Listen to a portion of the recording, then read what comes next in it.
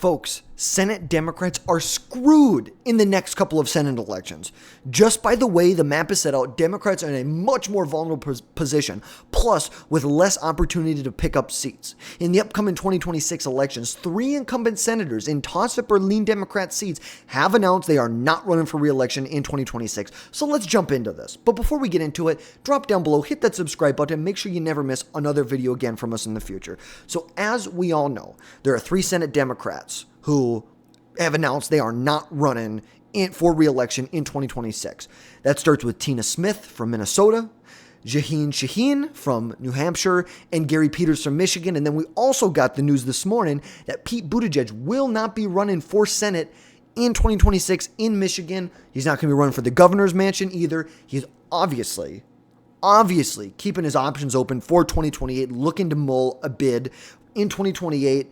We know Buttigieg ran in 2020, won the Iowa caucus, barely lost the New Hampshire caucus, and then dropped out, endorsed Biden, was the transportation secretary, really for no other reason besides the fact that he said he likes choo-choo trains and he's gay. But ultimately, Buttigieg, who was seen as a very strong contender to replace Gary Peters, no longer in that race. So we're just going to go through, look at some of these most vulnerable Democrats, the seats that we're going to see. And so I'm actually, before we get into that, I'm going to pull up the Senate map for 2026. Let's just go in and fill this out for what it is. For what it is right now. Maine, Democrats control New Hampshire, all these over here. Where am I missing? There we go. Now Republicans hold the rest of these. So this is the current layout of the map right now. Of course, we have a Democrat in Georgia. We've got a Democrat in Michigan, a Democrat in Minnesota, New Hampshire, and Virginia. So if we're looking at this race, where are the toss-ups? Like we said, Minnesota, and in Minnesota, I would almost consider a slight lean. It depends on who they nominate. It's really gonna depend. If they nominate a radical like Keith Ellison, Ilhan Omar, or the Lieutenant Governor Peggy Flanagan, I think this is a much more competitive race. If they nominate someone like an Angie Craig, I think I would classify this more as a lean blue instead of a slight blue. Tilt for the Democrats there. But then it also depends on what the Republicans do. What are they going to do? If they run Royce White, this is a solid blue. If they run a halfway decent, America First Republican who's going to work with President Trump and vote with him 85% of the time, you got a good chance at winning here. But looking at Minnesota, we're going to talk about Michigan, Georgia, North Carolina. We are going to talk about Virginia. We're going to talk about New Hampshire. We're going to talk about Maine. This is where it's at. And for these reasons, look at this. Out of the seats that are competitive, that could be competitive in this upcoming election, the Republicans only hold 2 of them. The rest are held by Democrats. At a minimum, the Republicans are going to hold 51 seats. So we already know they have a majority here, which ultimately we want to expand that majority. Ultimately, we know to pass bills, you need to beat that 60-vote filibuster. You need to be able to invoke cloture, and you need 60 votes to do that. So the goal is obviously to get as close to 60 as you possibly can for the Republican Party. Now, we're going to start off with the 2020 United States Senate election in Georgia. Obviously, we know Jon Ossoff, the most vulnerable Democrat up for re-election in 2026, right here. Jon Ossoff won back in 21. He beat out David Perdue in a runoff election. It was a tough year for Republicans. Barely lost the seat. In 2024, we know that Georgia voted for President Trump. In 22, they reelected Brian Kemp by a huge margin. I mean, we're talking like 8 points, I think they elected him by. In a year that was pretty bad for Republicans, Brian Kemp was able to expand his margin of victory in the Georgia governor's race. Jon Ossoff, he's in this race. We know the Democrats are going to be putting a lot of money into this race here. They cannot afford to lose this race. This is defensive operation number 1 right here. And obviously, most people expect Brian Kemp to jump in this race here. He's the current governor of Georgia. He's a very, very, very popular governor of Georgia. Right now, he currently, as of a month ago, had a 64% approval rating, 2/3 approval rating in a swing state. Wow. Talk about, it's just great. And here is a poll done about 2 months ago now Republicans poised to flip Georgia's Senate seat red in 26 if Brian Kemp is the GOP candidate. 46-40. We're just going to point out no other Republican that they polled was beaten Ossoff. Even like a generic Republican that they had in there was still down by Ossoff from a point or two. But some good things that they did have to say was when those same voters, it was like a 45% Ossoff, 44% for generic Republican. But then when they told that same group of people that John Ossoff voted against keeping men out of women's sports, all of a sudden the generic Republican was winning by like 8 or 9 points. So just something to think about. We know Trump's most effective ad in the 2024 election was the ad about transgenders. Just as simple as that. Maybe this is something we look at running again in 2026. We don't want to overdo it. But ultimately, I think this is where the Republicans have the best shot at flipping a seat. Especially, and a lot of that relies on Brian Kemp jumping in this race. You know, John Ossoff voted against keeping men out of female sports. He's going to vote here very quickly, probably today or tomorrow, to make sure there's a government shutdown at the end of this week, which is just ridiculous. They could just vote to invoke cloture, and then the Republicans could pass the bill, but they're going to filibuster and make sure the Democrats are going to filibuster and make sure the government completely shuts down. So I think this is a very, very doable, winnable race for the Republicans. If Brian Kemp is in this, I see it as a lean Republican seat.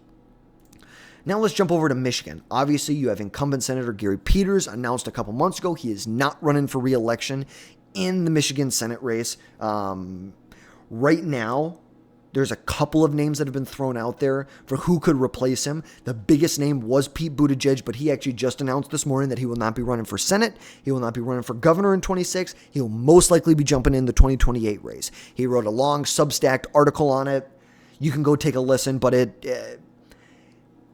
he's got aspirations higher than being a senator. And I think in a battleground state like this where Republicans are going to spend a lot of money, it's probably a smart decision if he wants to be president. Probably a smart decision if Pete Buttigieg wants to be president. He's going to be so scarred up if he gets into a battle with other Democrats and Republicans to get this seat, to then turn around and run for president immediately. It's like he'd have to announce within a couple months after winning the election in 26 that he was running for the presidency, which that's just kind of a lot. He obviously is holding out. Obviously, we know Gary Peters isn't running. Gretchen Whitmer also is not running, can't run for governor because she's term limited, is not running for the Senate. Another reason to believe she's got aspirations. 2028, baby. 2028. Some other names that have been thrown out there. Haley Stevens, a representative from Michigan's 11th Congressional District. We're expecting something here soon. An announcement pending from Mallory McMarrow. McMarrow is a state senator from the 8th District, won back in 2018, and has held that seat since then. Some other names that have been thrown out there, the current Michigan Attorney General, and then also Rashida Tlaib. To all my Democrat friends, just run Rashida Tlaib. Just hand the election to the Republicans. Run Rashida Tlaib, the Hamas terrorist sympathizer. Just run her. On the Republican side, though, not as great of a look. Obviously, Mike Rogers, I think, is the most well-positioned candidate to win this election here. As we know, 2026 or 24, Mike Rogers lost to Alyssa Slotkin by like 20,000 votes. Trump won Michigan by like 80,000 votes or something like that. You know, it was tough. It's tough that he lost, but I think he's the most well-positioned Republican to win. I think John James would be a number 2 on there. I believe he was in 2020, he was the nominee. In a bad year for Democrats. He only lost by about 1.5 points. So that could be a good sign. Ultimately, Mike Rogers, John James, Ronna McDaniel, get the hell out of this race. What are you doing here? We don't want you. You're a failed Republican National Committee chairman. Get the hell out of here. We don't want you here. Just saying. Just no. We don't want you here. We don't want you running in this race. We don't want you in politics anymore. Goodbye. But here, I think, if I were to classify this right now, I think this is a true toss-up. I think there is a lot that we still need to know about this race. Things need to unfold. We need to get more information about this. Then we're going to have a better idea of what's going to happen. So right now, I say this is truly a toss-up. If Buttigieg was in the race, I would say it's a slight, like half a point Democrat advantage. Democrat. I don't like to say Democratic because it makes it sound a lot nicer than it is, or Democrats. So I'm going to say for right now, we're just going to keep this as a toss-up in this race. Now looking at New Hampshire. New Hampshire, of course, Jeanne Shaheen just yesterday, I believe, said that she will not be running for re-election in 2026. Like we said, makes her the third Democrat senator that's announcing that she's not going to run for re-election. And it's funny, it's happening in all the swing states. All the states that Republicans are going to target. Minnesota, New Hampshire, Michigan. And then Ossoff in Georgia, it's like he's the most vulnerable Democrat, so it just is what it is. But in New Hampshire, this really, when Jeanne Shaheen announced that she is not going to be running, this really opened up the race for Republicans here. The Republican who we are looking at, who we really, really, really want to run for this race. Initially, he had declined, but Chris Sununu, that's who we're looking for. Chris Sununu. He's a very, very popular Republican in a Democrat-lean state. Just for reference, 2020, Jeanne Shaheen won re-election by about 16 and a half points. In this same exact election in 2020, you can look at Chris Sununu, who won re-election by I think he won by 23 points. I want to go here, but let's see, 2020, 65% of the vote. 65% of the vote. Wow. Outpaced Trump in that election by a decent amount. By about 150,000 votes. He won by a 23-point margin. It might even be bigger than that. In the same election that Jeanne Shaheen won by about 16 and a half points. This could very, very easily, if Chris Sununu jumps in this race, be a race that Republicans can win in. Because here's the thing. And we have to play this in Michigan, in Georgia, in Minnesota, in New Hampshire. All of these states, you have to deal with the same thing. You can either vote a Trump loyalist who is not going to most likely do great in the state, or who's going to, and that person's going to vote with Trump 99.9999% of the time, or you can find a good America First Republican, strong values, but only votes with the party 85% of the time instead of 99% of the time.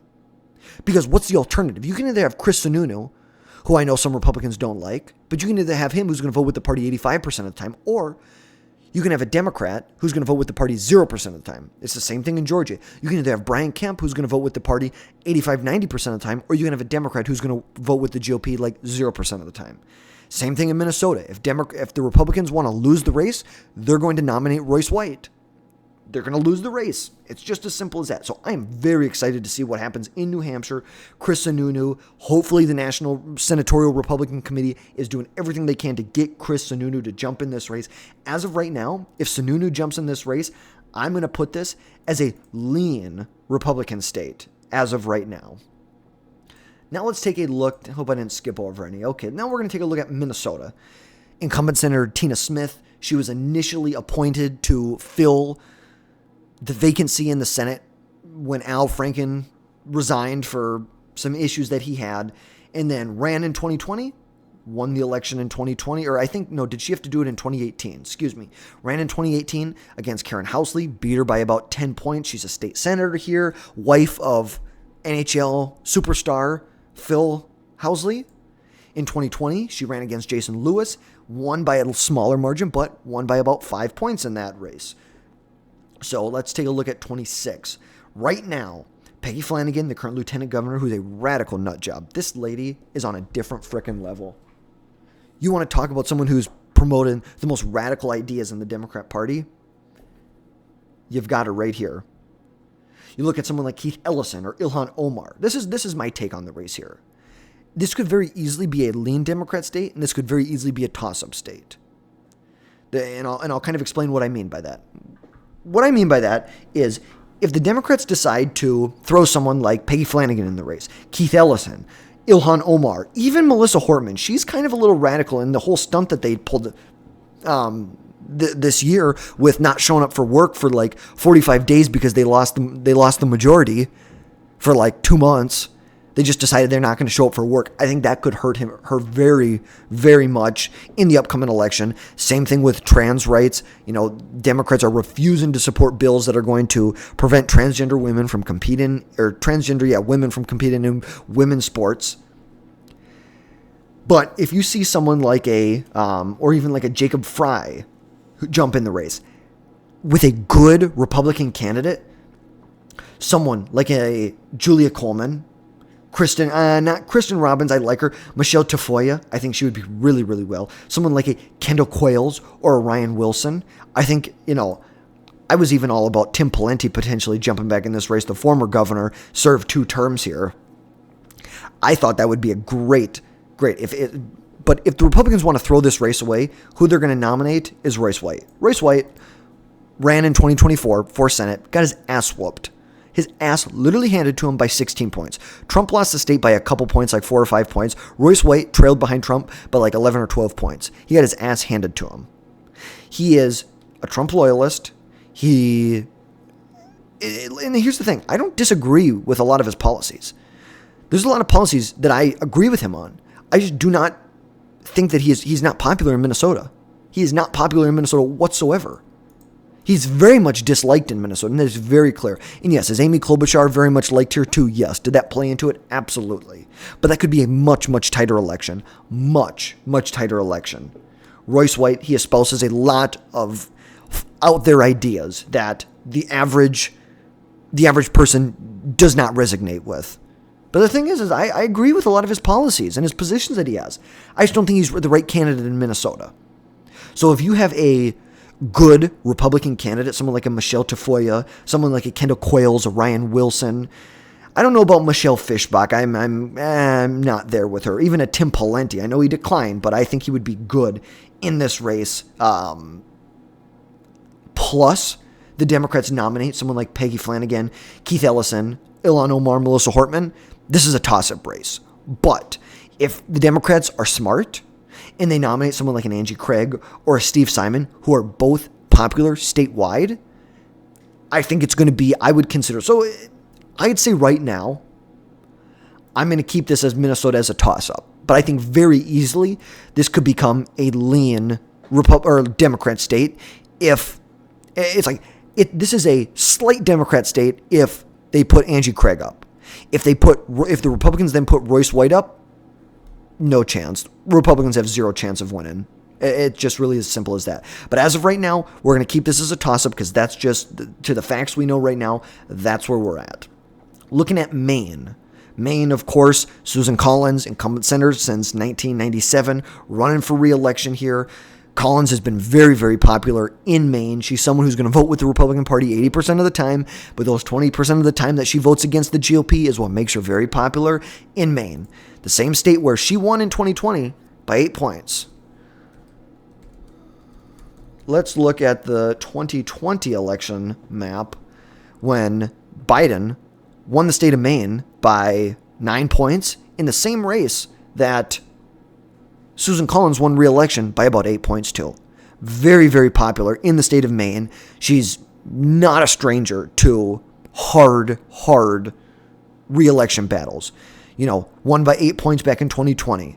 You go even further back, it's like she just smoked this lady by like almost 40 points here. Same thing here. Almost 20 points, like over 20 points, 25 points. Won in 2008.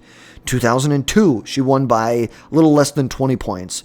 And it's funny that this Cheryl Pingree is also someone who's looking to run for the Senate seat in Maine this time around. But back when she was initially elected, it was a close race in 1996. The election, of course, that was Bill Clinton. I believe that's when he was elected the second time. Obviously, she was able to do very well. She's fared through Republican, Democrat, Trump, everything in between. She has fared well through it. Obviously, this is a top target for the Democrats, and Republicans see this as crucial to defend and saying they're willing to spend upwards of $250 million in Maine to defend this seat. On the Democrat side, like we said, potentially, Cheryl Pingree, who is the representative from Maine's 1st congressional district since 2009, also was the nominee for Senate in 2002. Janet Mills, who recently had the spat with President Trump at the White House, Hopefully they'll see each other in court here soon. Troy Jackson, who's the president of the Maine Senate and is exploring a run for governor right now. And then Jared Golden, the representative from Maine's 2nd congressional district, is also potentially jumping in this race. Ultimately, right now, I believe Maine is a lean Republican state. If Susan Collins is going to be well-financed. She can raise a lot of money. Like I said, with being well-financed, the National Republicans are going to throw a lot of money behind her to make sure they do not lose this seat. They cannot afford to lose this seat here. Now, jumping over to, we can look at Florida. Obviously, in Florida, it's a special election. Ashley Moody, she was elected Florida Attorney General once before, so not super, super worried about this here. I guess twice before I think she was elected then. Twice before she's been elected statewide, not too worried about this race right here. And then looking at Virginia. This is where I think there could be some room. And I know we haven't talked about North Carolina yet, but I'm just going to tell you right now, I think this is a slight Republican advantage. But we're going to look at Virginia, because Virginia is kind of a weird one. Mark Warner won re-election by about 13 points back in 2020, but in 2014 when he was first elected, a little different case. A good year for Republicans, and the Republicans came within a point, like within 20,000 votes of taking this seat right here. And with current governor Glenn Youngkin, who is term limited here in 2026, I believe, cannot run for re-election. He is seen as the most viable candidate and really the only candidate who could jump in this race on the GOP side. Glenn Youngkin is a very popular governor from Virginia. He has 45, 46, 44, or 54% approval rating. 54, 55, 56, somewhere in that range. He's got a good, very strong approval rating for a Republican in a lean Democrat seat. Or state, I should say. Mark Warner, if the tide is right for Republicans, which chances are it may not be because it is the first midterm in President Trump's, it's the midterm. Again, we always know how things go. Things just do not go for the incumbent party in the White House in the first midterms. But Glenn Youngkin, if anyone can flip it, Glenn Youngkin can. But as of right now, I'm still, until Youngkin's in this race and we get closer to the election and we can kind of see how, there's a lot of things going on. Trump with trade, tariffs, the economy, immigration, cost of living, inflation, all of that is going to play in here. But I think right now, I'm going to consider Virginia lean Democrat. But until we know more information in Minnesota and more information in Michigan, those are our true toss-ups right now. So I would say it is very safe to say that Republicans could get 55 seats in this race. Very safe to say that. It would have to be a good year for Republicans, but I think it is safe to say that at a bare minimum, the Republicans should flip back Georgia, and even if they don't win Michigan and they don't win Minnesota, that is still an increase of one vote in the majority that they have here. So that's going to wrap things up for today, folks. Let me know what your thoughts are down in the comments. What do you think the Senate's going to look like after 2026? 54, 56, or 54, 46, 55, 45. What do you think is going to be the makeup of this? Let me know any comments you have on any of these races in here, and we'll catch you next time.